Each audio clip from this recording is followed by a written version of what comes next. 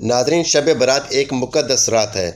جس میں ہماری قسمت کا فیصلہ ہوتا ہے۔ اس رات اللہ تبارک و تعالیٰ سب لوگوں کو بخش دیتا ہے سوائے دو لوگوں کے جن کی دعائیں ان کے منہ پر مار دی جاتی ہیں اور جہنم ان کا ہمیشہ کا ٹھکانہ ہوتا ہے۔ وہ دو لوگ یہ ہیں۔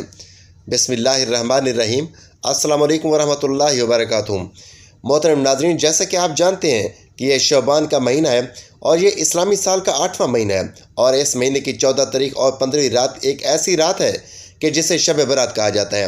آج میں آپ کے لیے ایک ایسا بیان لے کر آیا ہوں جسے سن کر آپ کی روح کانپ اٹھے گی، آپ کا دل دھڑکنے لگے گا اور آپ کو احساس ہوگا کہ ہم کس قدر غفلت کی زندگی گزار رہے ہیں۔ ایک ایسی رات جس کی حقیقت جان کر آپ حیران رہ جائیں گے، ایک ایسی رات جسے غفلت میں گزار دینا بدقسمتی ہوگی، ایک ایسی رات جس کی برکت خود اللہ کے نبی صلی اللہ علیہ وسلم نے بیان فرمائی۔ یہ کوئی عام رات نہیں، یہ فیصلوں کی رات ہے، یہ تقدیر لکھے جانے کی رات ہے۔ یہ وہ رات ہے جس میں اللہ تبارک و تعالیٰ اپنے بندوں پر رحمتوں کی بارش برساتا ہے۔ جی ہاں، وہ کون سی رات ہے؟ وہ ہے شب برات۔ شب کا مطلب ہے رات اور برات کا مطلب ہے نجات، یعنی وہ رات جس میں اللہ تعالیٰ گناہوں کو جہنم سے نجات عطا فرماتا ہے، توبہ کرنے والوں کو معاف کر دیتا ہے اور بے حساب لوگوں کی قسمت کے فیصلے لکھے جاتے ہیں۔ ام المومنین حضرت عائشہ صدیقہ رضی اللہ تعالیٰ عنہ فرماتی ہیں کہ رسول کریم صلی اللہ علیہ وسلم میرے ساتھ تشریف فرماتے ہیں۔ رات کو آپ صلی اللہ علیہ وسلم میرے حجرے سے نکلے، میں بھی آپ کے پیچھے نکلی، مگر میں نے آپ کو جنت البقیع میں پایا۔ وہاں آپ مومن مردوں اور مومن عورتوں اور شہداء کی بخشش کے لیے استغفار فرما رہے تھے۔ تو میں نے عرض کیا، یا رسول اللہ صلی اللہ علیہ وسلم، آپ تو اللہ کے کام میں لگے ہیں اور میں دنیاوی حاجت میں ہوں۔ پھر رسول کریم صلی اللہ علیہ وسلم تشریف لائے اور فرمایا، اے عائشہ، میرے پاس حضرت جبرائیل امین حاضر ہوئے اور عرض کیا، آج شعبان کی 15ویں رات ہے۔ اس رات اللہ بنی کلب کی بکروں کے بالوں کی تعداد کے برابر جہنم سے لوگوں کو آزاد فرماتا ہے، مگر اس رات اللہ مشرک، کینہ رکھنے والے اور پجامہ ٹخنوں سے نیچے رکھنے والے اور ماں باپ کو ستانے والے اور ہمیشہ شراب پینے والے کی طرف نگاہ کرم نہیں فرماتا۔ 15 شعبان کی رات 14 شعبان کا دن گزرنے کے بعد جو رات آتی ہے وہ 15 شعبان کی ہوتی ہے۔ مغرب کے وقت اسلامی تاریخ بدل جاتی ہے۔ اسلامی مہینے میں 14 شعبان کا دن گزرنے کے بعد 15 شعبان کی جو رات آتی ہے اس رات کو شب برات کہتے ہیں۔ مغرب کے وقت طلوع فجر تک یہ رات شب برات کی رات ہے۔ ماہ رمضان کے علاوہ اسلام میں ماہ شعبان کے روزوں کی فضیلت اس بات کی گواہی دیتی ہے کہ شعبان کا مہینہ عبادات اور نجات کا مہینہ ہے۔ حضور نبی کریم صلی اللہ علیہ وسلم ماہ شعبان میں رمضان کے علاوہ باقی تمام مہینوں سے بڑھ کر عبادت کیا کرتے تھے، لہذا شب برات دوسری راتوں کی نسبت عبادت کی زیادہ مستحق ہے۔ حضرت عبداللہ بن عمر رضی اللہ تعالیٰ عنہ فرماتے ہیں کہ 4 راتیں ایسی ہیں جن میں دعا رات نہیں کی جاتی۔ نمبر 1 جمعہ کی رات، نمبر 2 رجب کی پہلی رات، نمبر 3 شعبان کی 15ویں رات، نمبر 4 دونوں عیدوں کی راتیں۔ علامہ ابن تیمیہ رحمۃ اللہ علیہ نے شب برات میں عبادت اور قیام پر لکھا ہے کہ جب کوئی بھی انسان شعبان کی رات کو اکیلا یا جماعت کے ساتھ نماز پڑھے، جیسا کہ اسلاف میں سے بہت سارے گروہ اس کا اہتمام کرتے تھے، تو یہ بہت خوب ہے۔ شب برات ایک ایسی مبارک رات ہے جب اللہ عز و جل آسمانی دنیا پر جلوہ افروز ہوتے ہیں، اور اس رات زندگی اور موت اور نجات غفلت کے فیصلے ہوتے ہیں۔ اس رات اجتماعی طور پر خشوع و خضوع سے گھروں اور مساجد میں عبادت کرنی چاہیے۔ گھروں میں برکت کے لیے اہل خانہ کو چاہیے کہ وہ بچوں کے ساتھ بٹھا کر تسبیحات اور نوافل ادا کریں۔ بزرگوں کا فرمان ہے کہ جو بندہ رزق و روحانیت، بندش و علم و سحر، ترقی، روزگار، شادی بیاہ میں تاخیر سمیت ایسے مسائل سے دوچار ہے تو اسے سچے دل سے معافی مانگنی چاہیے۔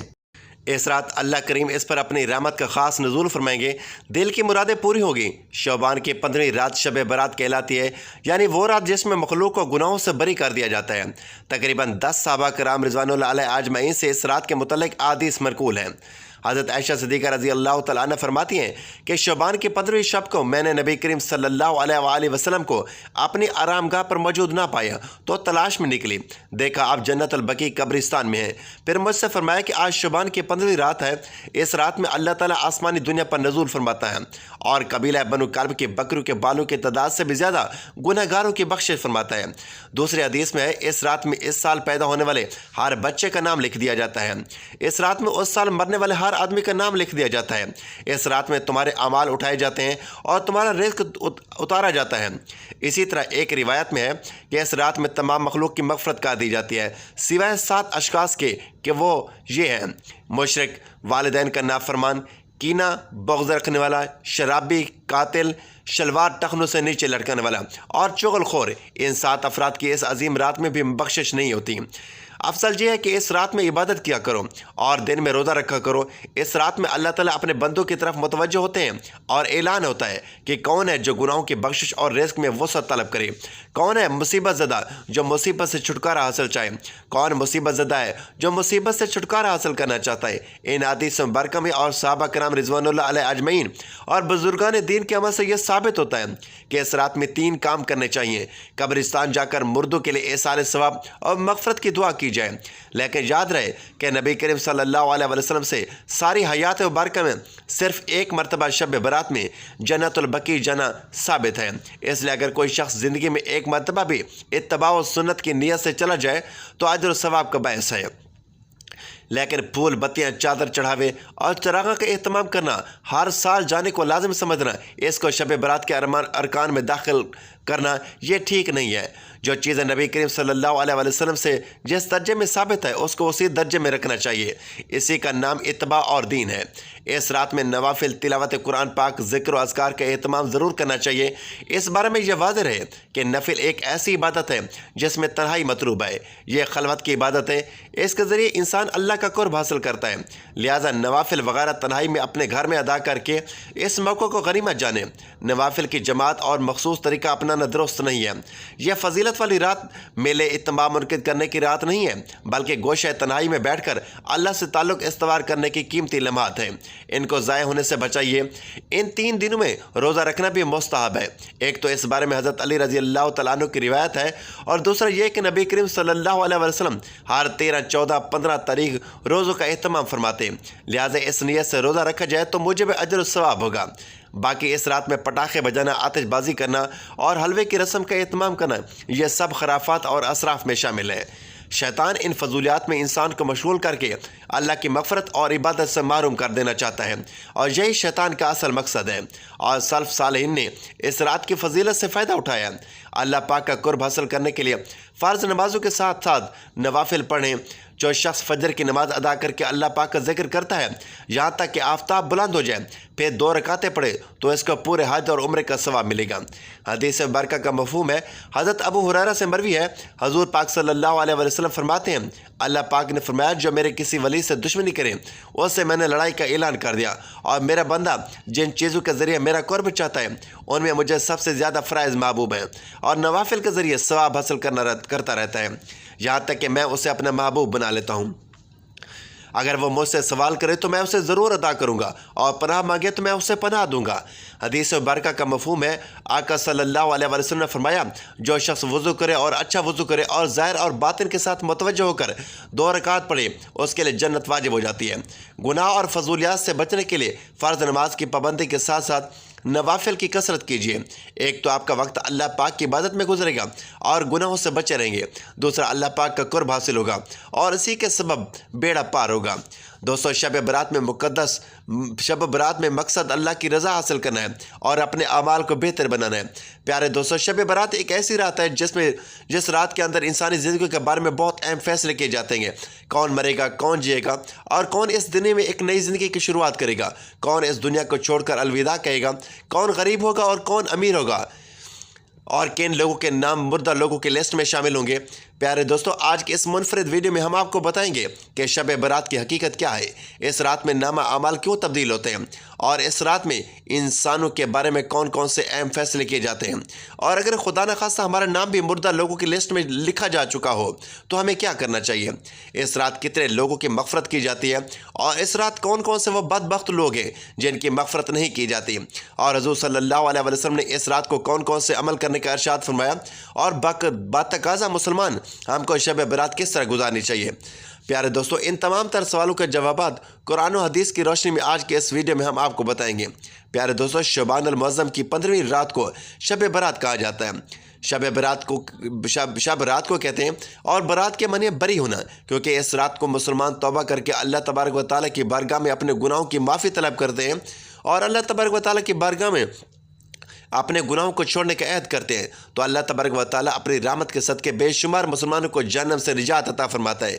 اس لیے اس رات کو شب برات کہتے ہیں۔ حضرت عطا بن یسار رضی اللہ تعالیٰ عنہ فرماتے ہیں کہ لیلۃ القدر کے بعد شعبان کی 15ویں رات سب سے افضل رات ہے۔ پیارے دوستو، آپ کو بتاتے چلے کہ شب برات فرشتوں کے لیے اللہ تبارک و تعالیٰ نے عید کا دن مقرر کیا ہے۔ جس طرح کہ اللہ تبارک و تعالیٰ نے زمین پر رہنے والے انسانوں کو 2 عیدیں عطا فرمائی ہے، اسی طرح اللہ تبارک و تعالیٰ نے آسمان والوں کے لیے بھی 2 عیدیں مقرر کر رکھی ہیں، ایک شب برات اور دوسری شب قدر۔ انسان کیونکہ یہ دونوں عیدیں دن میں مناتے ہیں جبکہ فرشتے یہ دونوں عیدیں رات کو مناتے ہیں۔ اللہ تبارک و تعالیٰ نے ان دونوں راتوں کو فرشتوں کے لیے عید کے لیے مقرر کیا ہے، کیونکہ انسان رات کو سو جاتا ہے جبکہ فرشتے رات کو سوتے نہیں، وہ ہر وقت اللہ تبارک و تعالیٰ کی عبادت میں مصروف رہتے ہیں۔ پیارے دوستو، شب برات کے متعلق اللہ تبارک و تعالیٰ قرآن پاک میں ارشاد فرماتا ہے، قسم ہے اس روشن کتاب کی، بے شک ہم نے اسے برکت والی رات میں اتارا، بے شک ہم ڈر سنانے والے ہیں، اس میں بانٹ دیا جاتا ہے ہر حکمت والا کام۔ اس آیت کریمہ کی تفسیر میں مفسرین لکھتے ہیں کہ اس شب سے مراد شب قدر یا شب برات ہے،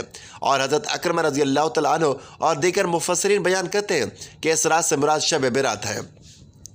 پیارے دوستو، اس رات کے اندر ان تمام لوگوں کی فہرست تیار کی جاتی ہے جو اس دنیا کے اندر زندہ رہنے والے ہوں گے اور جو اس سال کے اندر مرنے والے ہوں گے اور جو حج اور عمرہ کرنے والے ہوں گے۔ ان تمام لوگوں کے نام اس فہرست میں لکھے جاتے ہیں۔ اس فہرست میں درج ہونے والے ہر حکم کی تعمیل میں ذرا برابر کی کمی نہیں کی جاتی۔ حضرت عائشہ صدیقہ رضی اللہ تعالیٰ عنہ بیان فرماتی ہیں کہ رسول اکرم صلی اللہ علیہ وسلم نے ارشاد فرمایا، کیا تم جانتی ہو کہ شعبان کی 15ویں شب میں کیا ہوتا ہے؟ تو حضرت عائشہ صدیقہ رضی اللہ تعالیٰ عنہ نے عرض کیا، یا رسول اللہ صلی اللہ علیہ وسلم، آپ ہی ارشاد فرما دیجئے۔ تو نبی کریم رؤوف الرحیم صلی اللہ علیہ وسلم نے ارشاد فرمایا کہ آئندہ سال میں جتنے بھی پیدا ہونے والے ہوتے ہیں وہ اس رات میں لکھ دیے جاتے ہیں، اور جتنے لوگ آئندہ سال میں مرنے والے ہوتے ہیں وہ بھی اس رات میں لکھ دیے جاتے ہیں، اور اس رات میں لوگوں کے سال بھر کے اعمال اٹھائے جاتے ہیں، اور اس رات میں لوگوں کا رزق مقرر کیا جاتا ہے اور رزق اتارا جاتا ہے۔ حضرت عطا بن یسار رضی اللہ تعالیٰ عنہ بیان کرتے ہیں کہ شعبان کی 15ویں رات اللہ تبارک و تعالیٰ مالک الموت کو ایک فہرست دے کر حکم فرماتا ہے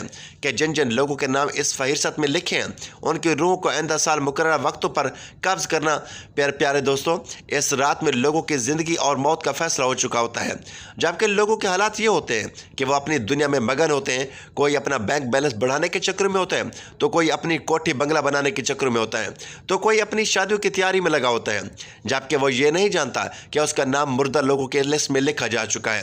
حضرت عثمان بن محمد رضی اللہ تعالیٰ عنہ سے مروی ہے کہ سرور کائنات حضرت محمد صلی اللہ علیہ وسلم نے ارشاد فرمایا کہ ایک شعبان سے دوسرے شعبان تک لوگوں کی زندگی منقطع کرنے کا وقت اس رات میں لکھا جاتا ہے، یہاں تک کہ انسان شادی بیاہ کرتا ہے اور اس کے بچے پیدا ہوتے ہیں، حالانکہ اس کا نام مردوں کی لسٹ میں شامل ہو چکا ہوتا ہے۔ پیارے دوستوں، شب برات کی ایک بہت بڑی خصوصیت یہ بھی ہے کہ اس رات میں اللہ تبارک و تعالیٰ بے شمار لوگوں کی بخشش فرماتا ہے، جیسا کہ حضرت عائشہ صدیقہ رضی اللہ تعالیٰ عنہ بیان فرماتی ہیں کہ ایک رات میں نے حضور اکرم صلی اللہ علیہ وسلم کو اپنے پاس نہ پایا تو میں آپ کی تلاش میں نکلی۔ میں نے دیکھا کہ حضور پاک صلی اللہ علیہ وسلم جنت البقیع میں تشریف فرمائے، اور آپ صلی اللہ علیہ وسلم نے فرمایا، کیا تمہیں یہ خوف ہے کہ اللہ تبارک و تعالیٰ اور اس کا رسول تمہارے ساتھ زیادتی کریں گے؟ میں نے عرض کی، یا رسول اللہ صلی اللہ علیہ وسلم، مجھے یہ خیال ہوا کہ شاید آپ کسی دوسری اہلیہ کے پاس تشریف لے گئے ہوں۔ تو حضور پاک صلی اللہ علیہ وسلم نے ارشاد فرمایا، بے شک اللہ تبارک و تعالیٰ شعبان کی 15ویں شب آسمانی دنیا پر اپنی شان کے مطابق جلوہ گر ہوتے ہیں، اور قبیلہ بنو کلب کی بکروں کے بالوں سے بھی زیادہ لوگوں کی مغفرت فرماتا ہے۔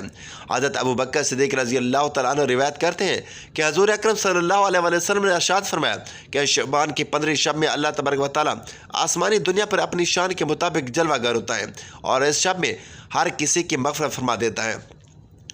سوائے ان لوگوں کے جو شرک کرنے والے ہوں اور بغض رکھنے والے ہوں۔ اور ایک دوسری روایت میں آتا ہے کہ نبی کریم رؤوف الرحیم صلی اللہ علیہ وسلم نے ارشاد فرمایا کہ اللہ تبارک و تعالیٰ شعبان کی 15ویں شب میں اپنے رحم و کرم سے تمام مخلوقات کی بخشش فرما دیتے ہیں، سوائے ان لوگوں کے جو شرک کرنے والے ہوں اور کینہ رکھنے والے ہوں۔ حضرت عبداللہ بن عمر رضی اللہ تعالیٰ عنہ سے روایت ہے کہ حضور اکرم صلی اللہ علیہ وسلم نے ارشاد فرمایا کہ شعبان کی 15ویں رات میں اللہ تبارک و تعالیٰ اپنی رحمت سے 2 شخصوں کے علاوہ سب لوگوں کی مغفرت فرما دیتا ہے، ایک وہ شخص جو کینہ رکھنے والا ہو اور دوسرا وہ شخص جو کسی کو ناحق قتل کرنے والا ہو۔ پیارے دوستو، شب برات میں فرشتوں کو بعض امور دیے جاتے ہیں، اور شب برات ایک ایسی رات ہے جس میں اللہ تبارک و تعالیٰ مسلمانوں کی مغفرت فرما دیتا ہے اور دعاؤں کو قبول فرماتا ہے، جیسے کہ حضرت عثمان رضی اللہ تعالیٰ عنہ سے روایت ہے کہ حضور اکرم صلی اللہ علیہ وآلہ وسلم نے ارشاد فرمایا، جب شعبان کی 15ویں شب آتی ہے تو اللہ تبارک و تعالیٰ کی طرف سے یہ اعلان ہوتا ہے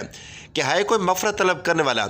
کہ اس کے گناہ معاف کر دوں، ہے کوئی مجھ سے معافی مانگنے والا کہ اسے عطا کروں۔ اس وقت اللہ تبارک و تعالیٰ سے جو مانگا جاتا ہے وہ ملتا ہے، وہ سب کی دعاؤں کو قبول فرماتا ہے سوائے بدکار عورت اور مشرک شخص کے۔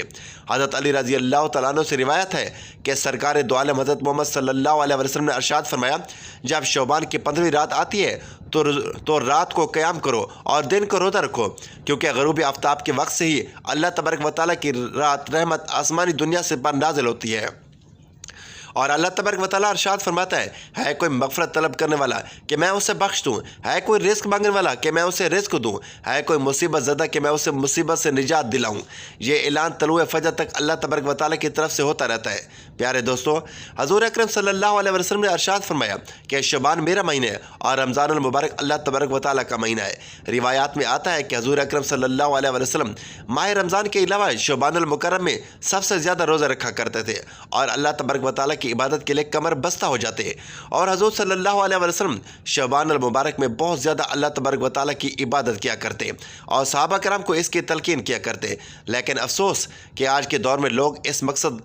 مقدس رات کو آتش بازی کی نظر کرتے ہیں۔ جس رات میں اللہ تبارک و تعالیٰ سے مغفرت طلب کرنی چاہیے، اس رات کو آج کے مسلمان فضول خرچی اور آتش بازی میں گزار دیتے ہیں اور اللہ تبارک و تعالیٰ کو راضی کرنے کے بجائے الٹا ان گناہوں کے اندر مبتلا ہو کر اللہ تبارک و تعالیٰ کی ناراضگی کا باعث بنتے ہیں اور اللہ تبارک و تعالیٰ کو ناراض کر بیٹھتے ہیں۔ پیارے دوستو، اس رات کے اندر ہمیں کثرت سے اللہ تبارک و تعالیٰ کی عبادت کرنی چاہیے اور ہمیشہ کے لیے اپنے گناہوں سے توبہ کرنی چاہیے، کیونکہ ہو سکتا ہے کہ ہمارا نام بھی ان لوگوں کی فہرست میں لکھا جا چکا ہو جو اس سال مرنے والے ہیں۔ ہمیں چاہیے کہ ہمیں اپنے تمام گناہوں سے توبہ کریں اور اللہ تبارک و تعالیٰ کی بارگاہ میں اپنے گناہوں کی معافی طلب کریں۔ پیارے دوستو، شب برات کی رات کو اللہ تبارک و تعالیٰ کی بارگاہ میں گزارنا چاہیے اور شب بیداری کرنی چاہیے، جیسا کہ رسول اللہ صلی اللہ علیہ وسلم خود بھی شب بیداری کرتے اور دوسروں کو بھی شب بیداری کرنے کی تلقین فرماتے اور اللہ تبارک و تعالیٰ کی عبادت کرنے کا حکم ارشاد فرماتے۔